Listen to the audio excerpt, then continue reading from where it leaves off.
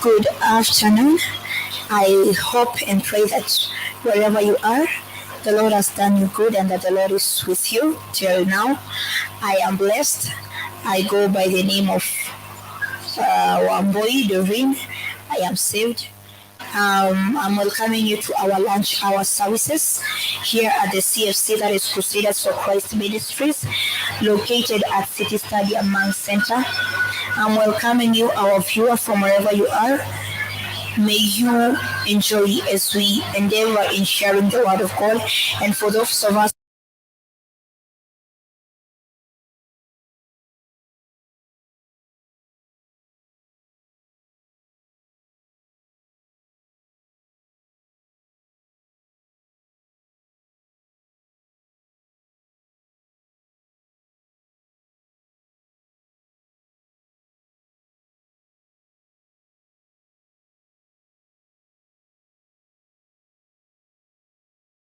we may hear from you, everlasting Jesus. Our Father, King of all glory, my Father and my God, King of glory. Our Father, Jehovah, Lord, we humble before you, Christ Jesus. Our Father, making room for you, dear Lord. May you come take your place, our Father, in our hearts, Jehovah God.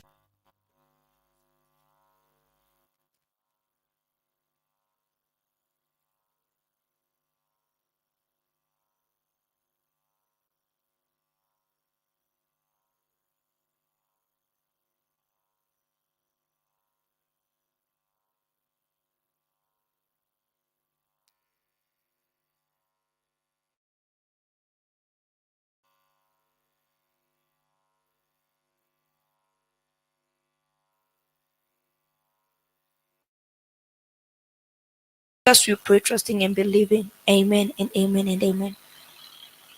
So, once again, I welcome all of us in his presence. Kwa kuwa none of us is ever used to his presence. So I'm welcoming all of us. Let us read from the book of 1 John chapter 5 verse 16. I want to talk about dwelling in God and what is dwelling in God. So 1 John chapter 5 verse 16, it says, "And we have known and believed that we have believed the love that God has for us. God is love, and he that dwells in love dwells in God, and God in him." Bwana Yesu asifiwe. I repeat again. And we have known and believed the love that God has for us. God is love, and he that dwells in love dwells in God, and God in him. So, dwelling in God. From the scripture, we have come to know that God is love. And dwelling in love is dwelling in God. And when you dwell in God, the Bible says that God will dwell in you. Bwana Yesu asifiwe. I want us to go to the verse 19. And it says, "We love him," that is God, "because he first loved us." We love him because he first loved us. So, tunampenda huyu Mungu kwa kuwa alitupenda ya kwanza. Na maandiko inasema that tukikaa katika upendo tunakaa katika Mungu. Nasi tukikaa katika Mungu, Mungu anakaa ndani yetu. Bwana Yesu asifiwe. Na maandiko from the book of the same book verse 19, it says that tunapenda kwa kuwa alitupenda kwanza. Kumaanisha ya kuwa hatufahamu jinsi ya kupenda. Na maandiko imesema yatufaa tukae kwa upendo ndio Mungu akae ndani yetu. So the first point to note is that we do not know how to love. I do not understand how to love. I've only known how to love because he first loved me. Bwana Yesu asifiwe. And by saying that he first loved me, it is because that he is love. Yeye ni upendo. Na mimi naweza kupenda, you can love because he first loved you. Without he first loving you, you cannot do that which you do not know. There is no way I can be comfortable and I can be at ease knowing what I do not know to do. But because he showed me, because he revealed his love, the Bible says in the book of John chapter 3 verse 16 that, "For God so loved the world that he gave his only begotten son, that whosoever believes in him shall not perish but have everlasting life." He first loved us. That is why he gave his only begotten son. Bwana Yesu asifiwe. That is an act of love. And by that is why we love. And by loving, that is dwelling in God. Yes, at times we call love whatever we say is love, but love is God. So the next time we say that I love you, the next time you tell someone nakupenda, jua ya kuwa upendo ni Mungu. Bwana Yesu asifiwe. Na kama upendo ni Mungu, upendo ni nini? Tufahamu hiyo. Upendo is God and God is holy. So love is holy. Love is kind. Love is faithful. So all the attributes of God ni love. Bwana Yesu asifiwe. So me and you, because most of the time tunapatikananga tukisema tunapenda, let us tufahamu hili, bila ya Mungu kutuwezesha we cannot love. And one thing I say, that for any love to begin, for any sort of love to begin, God is the initiator of it. So we first go to God to teach us how to, because yeye ndo alitupenda wa kwanza. Because there is no way at all I can say I love God na Mungu hajaji reveal in me. Even for those of us who get born again, when the altar call is being made, it is because the Holy Spirit convicts us. And when the Holy Spirit convicts us, anatusaidia, anatufunulia upendo wa Mungu. Na kitufunulia upendo huu, that is when we love. Bwana Yesu asifiwe. The Bible says that in God, love is made perfect. For God is perfect. So what does this verse mean? That this kind of love that God reveals to us when we get saved, that moment that we decide that I am now making Christ the personal savior of my life, that time that the Holy Spirit comes and convicts you of all your sin and shows you how merciful this God is, and shows you just a tiny bit of the love of God, of the things that God has for you, of the plans that God has for you. That is the moment when you love. And what does it mean that when you love? When you love, it means that when love starts dwelling in you. And as we have read from verse 16, that when love dwells in you, God dwells in you. You dwell in God when you love. When nikisema ya kuwa napenda, ni kumaanisha kuwa Mungu ako ndani yangu. Na kama Mungu ako ndani yangu, it means that I am in God and God is in me. When love is in me. Praise Jesus. That is what the Bible says. And he that dwells in love dwells in God. Yeye ambaye anakaa katika upendo anakaa katika Mungu. Na yule ambaye anakaa katika Mungu, Mungu anakaa ndani yake. Bwana Yesu asifiwe. So what is love? From this I can understand love is doing the will of God. From this I can understand that love is doing what God wants us to do. That is love. And by this we come to understand that love is not of the lips, but rather love is of the heart. Because whatever is in your heart is whatever you will do. In your heart, in as much as we say that we think of something, that thing must be in your heart. For your mind to ifikirie jambo fulani, that thing must be in your heart. That is why you'll find that there is no way you live an upright life, yet what comes out of you is wickedness. What your heart defines whatever you think. Bwana Yesu asifiwe.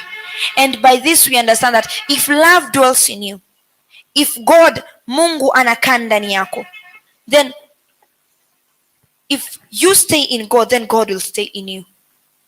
And by you staying in God, that means that you stay in love. And what does it mean to stay in love? Is stay in the commands of God, following all the commands of God, walking in the ways of God. Bwana Yesu asifiwe. That is love abiding in you. Praise Jesus.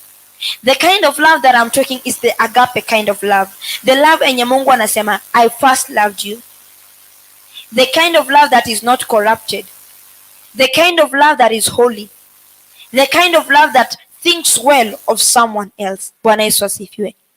So this afternoon, I want us to think of love. And when we think of love, I don't want us to think of our husbands, of our boyfriends, of our friends, of our families, or whatsoever. I want us to think of our love for God. Bwana Yesu asifiwe. And we have come to realize that hatuwezi mpenda huyu Mungu. Hatufahamu jinsi ya kumpenda. We love him. That is the point that we have to know. We love him because he first loved us. So there is no amount. We do not understand even how to love this God. There is no amount of something that you can give and say that this compares to God. This compares to how much I love God. Hapana. What do we understand by this?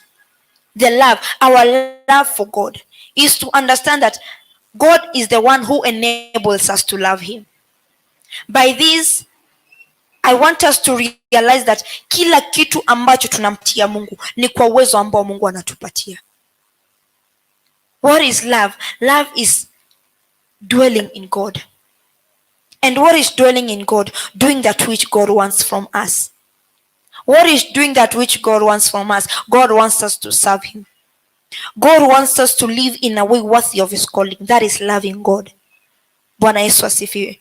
I want us to read from the book of Psalms chapter 84.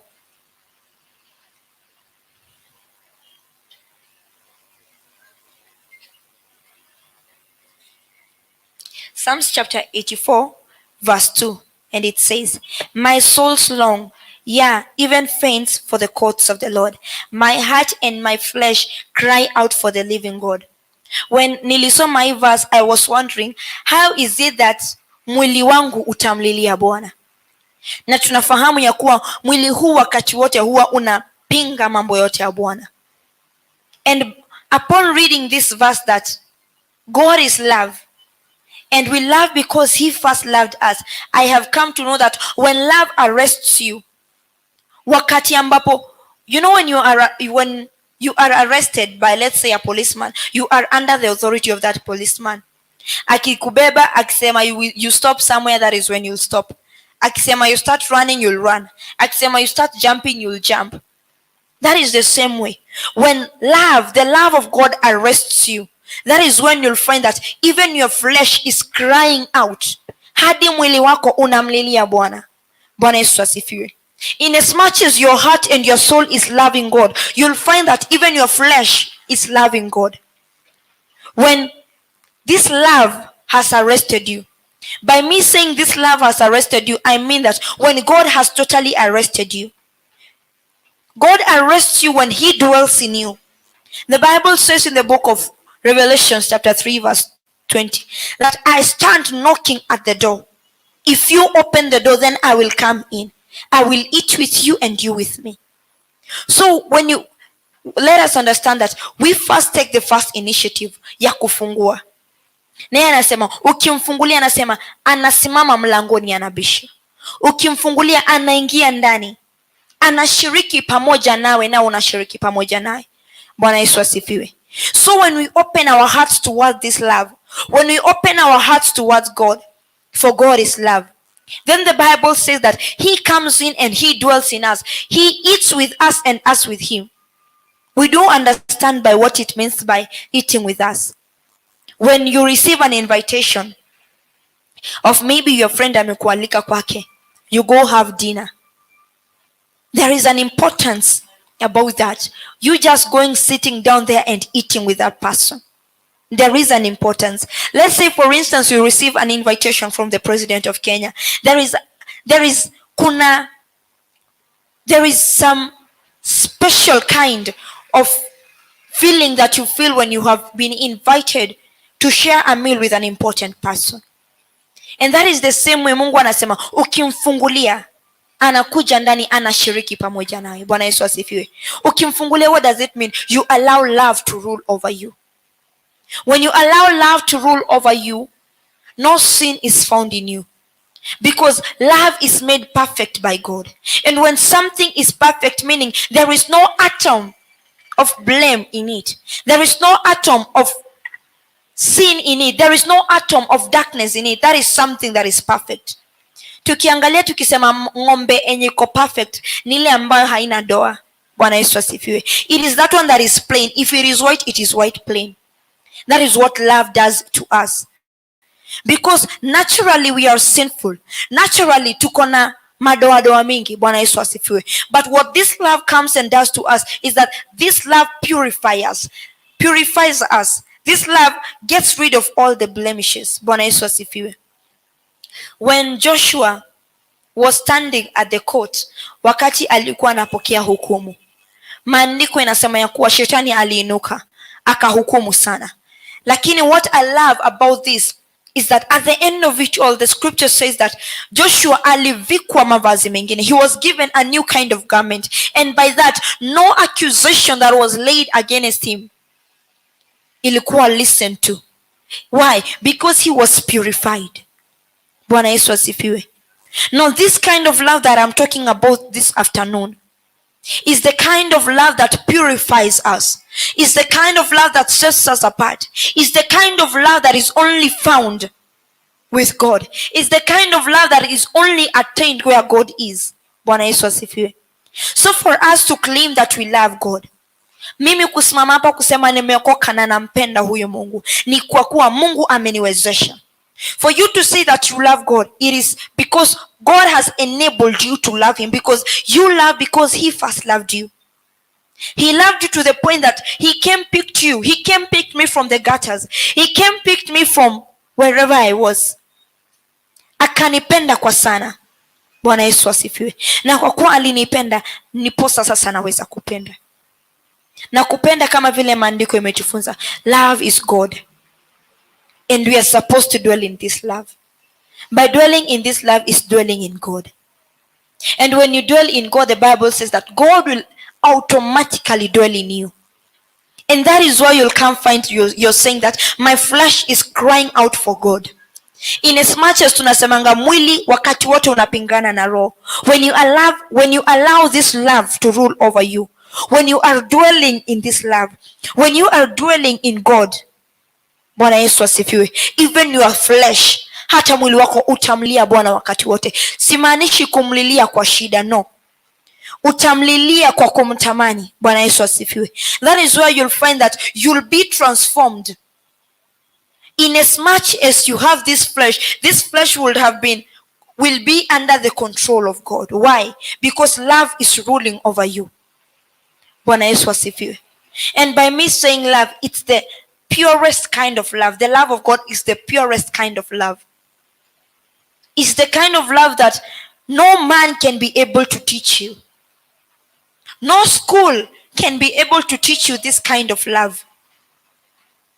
No professor, no person can be able to teach you this kind of love. No amount of books that you read can be able to make you understand this kind of love.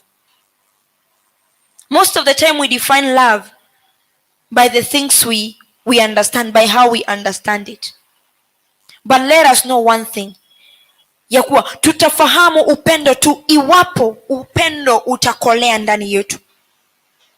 By this, tutamfahamu Mungu tu iwapo Mungu atakolea ndani yetu. There is no way I can say that I know God if God is not in me. Bwana Yesu asifiwe. God needs to be in me for me to know him. Love needs to be in me for me to say I love. Bwana Yesu asifiwe.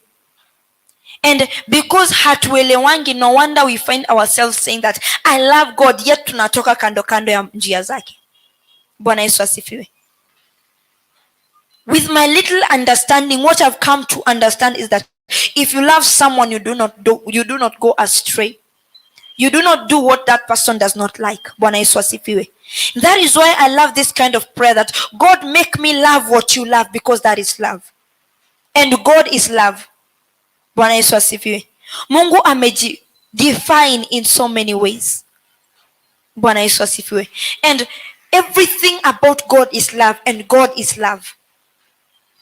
Bwana Yesu asifiwe. So when we say that ya kuwa ninapenda, maandiko inasema ya kuwa hakuna vile ambavyo utasema hakuna vile itakuwa haumpendi yule ambayo unamuona and yet you claim you love God. No. Because when God is in you, when God abides in you, when God dwells in you, Bwana Yesu asifiwe, that is when your outlook is changed. That is when your thinking is changed. That is when everything about you is changed and it is directed towards the direction that God leads you. Bwana Yesu asifiwe. Why? God is dwelling in you. Bwana Yesu asifiwe. Let us try understand it kwa this simple way. A lawyer amesomea law. So kenye iko ndani yake, it's all about law. Hawezi mpeleka hospitali and umwambie aoperate. Hataweza, atashindwa. That is the same way. When God is in you, everything that you do will be godly. Bwana Yesu asifiwe. But when God is outside of you, maybe I can say when God is without you, ama when you are without God, that is why utapata tunaenda kombo kombo. Bwana Yesu asifiwe. Mchana wa leo maandiko imesema ya kuwa, and we have known and believed the love that God has for us. Tumejua na kufahamu. This is the point when the Holy Spirit convicts you of sin. This is the point when you realize that Jesus Christ died on the cross for you. That is the point that you know and you believe the love of God. Bwana Yesu asifiwe. And the Bible continues to say that God is love. So when the Holy Spirit convicts you of sin, when the love of God arrests you, that is when God has arrested you. Bwana Yesu asifiwe. And he that dwells in love dwells in God. And if you dwell in that love, that moment when the Holy Spirit speaks to you, the Bible says that you dwell in God. And when you dwell in God, the Bible says that God dwells in you. Bwana Yesu asifiwe. Most of the time we tunajaribu kudwell in God ama looking for how God can dwell in us in so many ways. But this afternoon, God has showed us, God has enabled us to understand that through love, he dwells in us because he himself is love. Bwana Yesu asifiwe. And love, this kind of love that I'm talking about is the agape kind of love, the purest of all. Bwana Yesu asifiwe. The love that is uncorruptible. The love that holds no any kind of blemish. That is God. Bwana Yesu asifiwe. God has revealed to us this, yani amejifunua mchana wa leo kama upendo. So upendo unafaa kuwa wakati wote ndani wetu. That is why the Bible says that naweza kuwa na mali mingi, naweza kuongea kwa ndimi hata za malaika. Bwana Yesu asifiwe. Lakini bila ya upendo mimi ni bure kabisa. Mwandishi aliandika hiyo katika Biblia akisema bila upendo mimi ni bure kabisa. It's because he understood that God is love.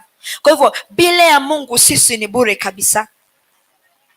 Hakika we may speak in tongues. Hakika we may have monies. We may have money. We may be able to perform miracles. Bwana Yesu asifiwe. But bila ya upendo sisi ni bure. Bila ya Mungu we are still nothing. Without God we are reduced to nothingness. In as much as we see we are something, somebody, without God in us we are reduced to nothingness. We are reduced to an empty something. Tunaonanga a vacuum, thermos. Hapo katikati kuna kuanga na space, nothing is there. Bwana Yesu asifiwe. Kwa hivyo bila ya Mungu tunabaki kuwa nothing. We may have everything at all. But without God we lack everything. You see, without God we are lacking everything that we are claiming to have. We claim to have this, we claim to have that, but without God we lack everything. Bwana Yesu asifiwe. Let me speak to you and I who are saved. Let me speak to you and I, son and daughter of the Most High. What do we define as God dwelling in us? How do I understand? How do I get to know that God is dwelling in me? Bwana Yesu asifiwe. Maandiko imesema ya kuwa kwa upendo tu, when you dwell in love, then God dwells in you. Bwana Yesu asifiwe. And when you look, the greatest commandment is love. Loving the Lord your God with all your heart, with all your strength, with all your heart, your mind, with all your everything. Love is the greatest commandment. Bwana Yesu asifiwe. So when love is the greatest commandment, love then comes a necessity to you and I as a son and daughter of the Most High. Yes, you may have everything. Yes, unaweza kuwa maybe you walk on water. Maybe when you sneeze, people get healed. Maybe when you do something, a miracle occurs. Bwana Yesu asifiwe. But here is something. When the disciples of Jesus, after he had ascended up to heaven, walikuwa they were spreading the gospel. The Bible says that there came a certain lady who was a diviner, and this diviner alikuwa able kusema kile ambacho kitafanyika. But here is the thing which I want us to understand, that despite this girl being able to foretell what is going to come, still God was not in that girl. Bwana Yesu asifiwe.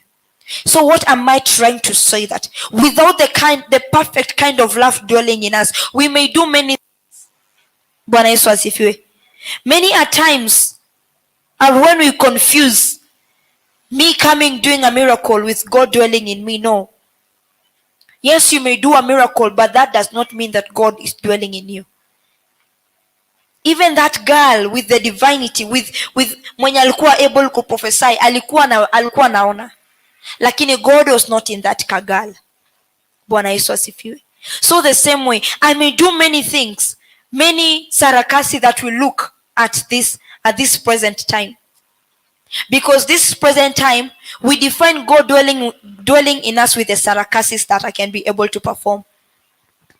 The more the sarakasis I'm able to perform, the more God dwells in me.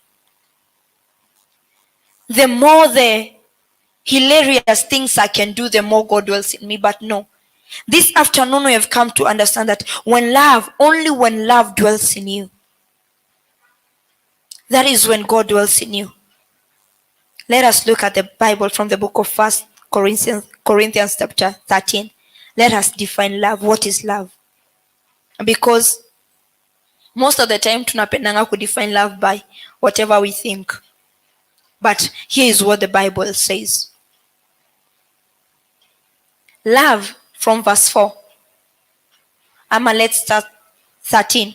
So I speak with tongues of men and of angels, and love not, I am become a sounding brass or a clanging cymbal.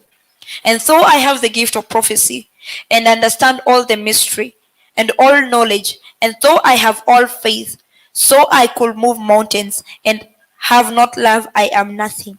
That is what I was saying. The Bible imeelezea vizuri. So I have the gift of prophecy, because most of us do, and understand all mysteries, we all understand, and all knowledge, and though I have all faith, so I could move mountains, and have not love, I am nothing. So let us fix the word God. The Bible has said that God is love. These are not my own words. Let us say it this way. And though I have the gift of prophecy, and understand all mysteries, and all knowledge, and though I have all faith, so I could move mountains, and have not God within me, I am nothing. Bwana Yesu asifiwe. Let us tuielewe hivyo. Mara mingi tunasemanga kama sina upendo, tufahamu ya kuwa upendo ni Mungu, na Mungu ni upendo. Kwa hivyo tunaweza prophesy. And by this I'm understanding that God may be without you, ama you may be without God and still prophesy. What do I mean by this? It is a gift. It is a gift. And once Mungu akikupatia a gift, he never takes it away. What he takes away, ama what inachukuliwanga, is the grace. Because each and every gift that God gives you, it must be accompanied by grace. Bwana Yesu asifiwe. So you may still prophesy, you may still perform miracles, but you don't have the grace of God upon you. And the Bible says that the grace of God is always sufficient. Bwana Yesu asifiwe. So we may still prophesy, we may still know all mysteries, we may still have all knowledge, because that is a gift. But the grace is not in us. We do not have the grace of God with us. Bwana Yesu asifiwe. And when the grace of God and when we do not have the grace of God, that means God is not in us. Bwana Yesu asifiwe. On saying this, I've remembered something which I think I should share. That is about discipline. Bwana Yesu asifiwe. When we have read this verse that we may prophesy, we may have all knowledge, we may know all mysteries, we may have all faith. Yote tunaweza kuwa tuko nayo, lakini bila upendo sisi ni bure. I've come to know that love is a discipline. Bwana Yesu asifiwe. So let us understand this. For the gift in you to start working, for the gift in you to continue being in you, discipline is necessary. And what is this discipline? Discipline is love. Bwana Yesu asifiwe. So let us take love as a discipline. Bwana Yesu asifiwe. For me to say that I pray and the healed get healed, I need to have discipline. God might have anointed you. God might have ye mwenyewe uliombewa mbingu ikafunguka mafuta ikatoka ikakumwagikia, but without discipline, trust me, that mafuta yenye ilikumwagikia ni ya bure. That calling that you have is for nothing without discipline. Bwana Yesu asifiwe. And what is discipline yenye tumefunzwa leo is that dwell in love and God will dwell in you. That is discipline. Bwana Yesu asifiwe. The so-called men of God that we see and we admire their glory, we admire whatever they have, it is all because of discipline. The discipline of knowing and abiding by the word of God. We must be disciplined Christians. Bwana Yesu asifiwe. For God to dwell in us. And as I was saying, tulikuwa tunaendelea kusoma 1 Corinthians chapter 13 when that thing came. And took verse 3. And so I bestow all my goods and feed the poor. And so I give my body to be burned and have no love and have not love, it profits me nothing. Bwana Yesu asifiwe. So when nimesema wherever there is love, because the Bible in the 1 John has taught us that love is God. So wherever there is love, we put God, and we repeat again. And though I bestow all my goods to feed the poor, and though I give my body to be burned, and have not God, and I have no God, it profits me nothing. Bwana Yesu asifiwe. So I may go there. You know, we love being martyrs. Tunapendanga being martyrs because that is what the Bible says. Manake kuna ile maandiko tulisomanga inasemanga, when you are scorned because of me, that is not me. When Jesus said, okay, when you are scorned because of God, then umebarikiwa. And we have corrupted that word so much. So let me tell us one thing, that even though I give my body to be burnt, saying that I am a martyr like Stephen was a martyr, and I have no love within me, and God is within me, it profits me nothing. Bwana Yesu asifiwe. Woe unto us if we decide to be martyrs, yet God is not in us. That is a perfect trip to hell. Bwana Yesu asifiwe. In as much as tunasema tunajipatia kwa Mungu. Why? Because God was not in us. Verse 4, it starts defining love. Love suffers long and is kind. Love envies not. Love vaunts not itself, is not puffed up.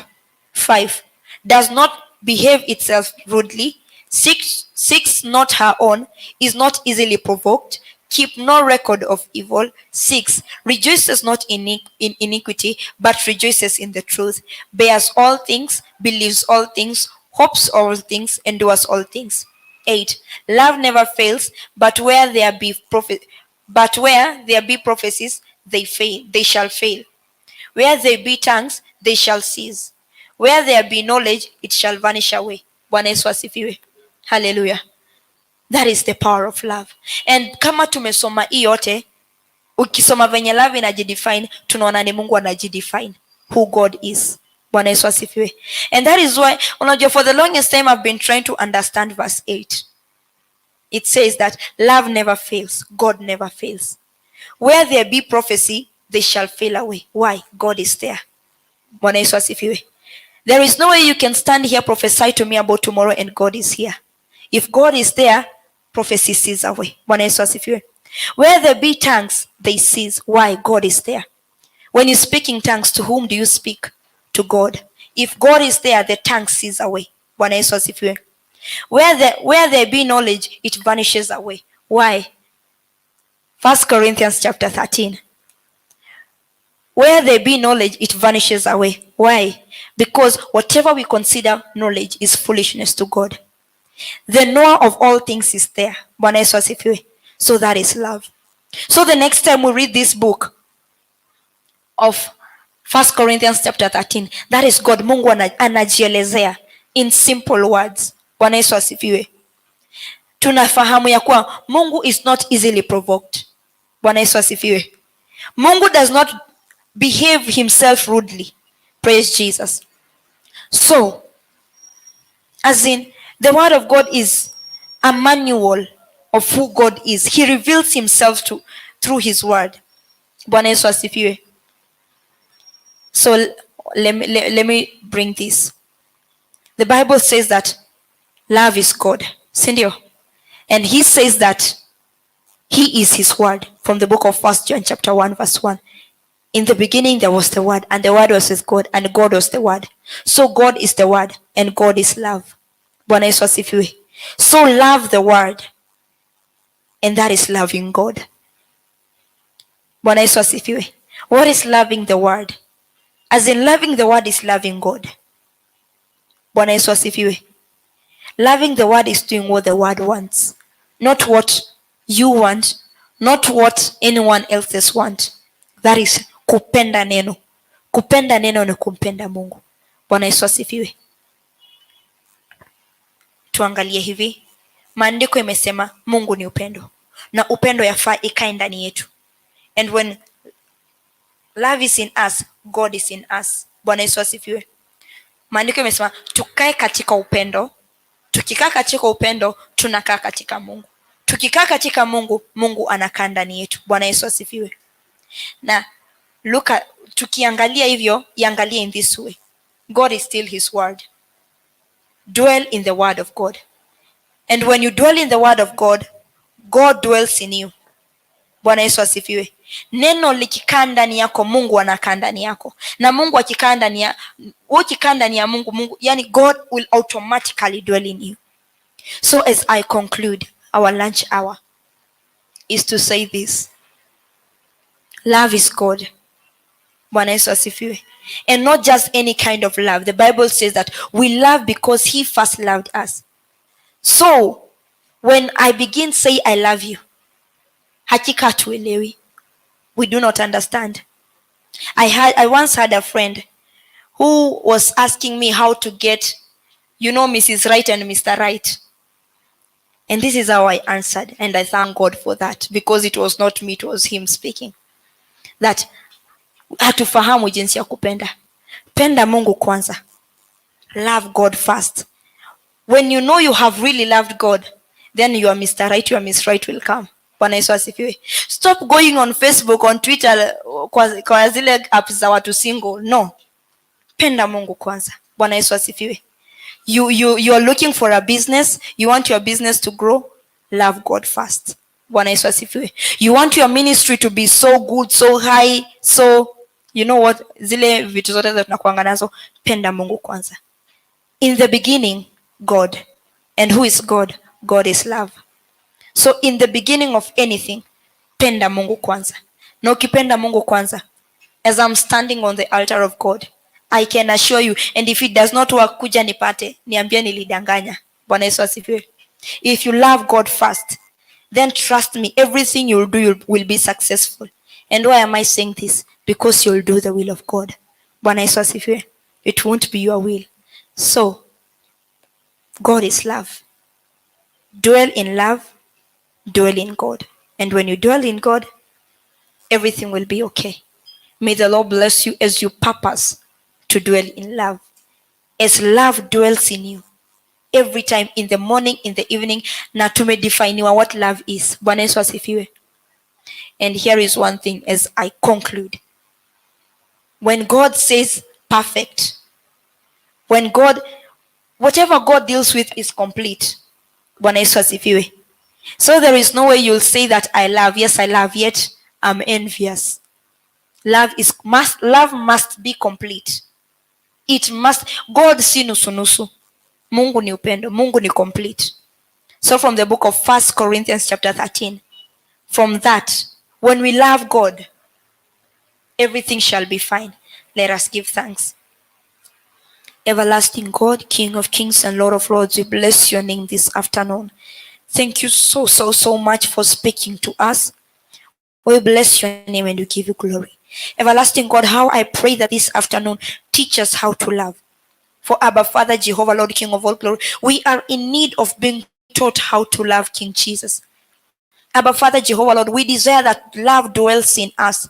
That is you. Abba Father, may you dwell in us, Abba Father, King of all glory.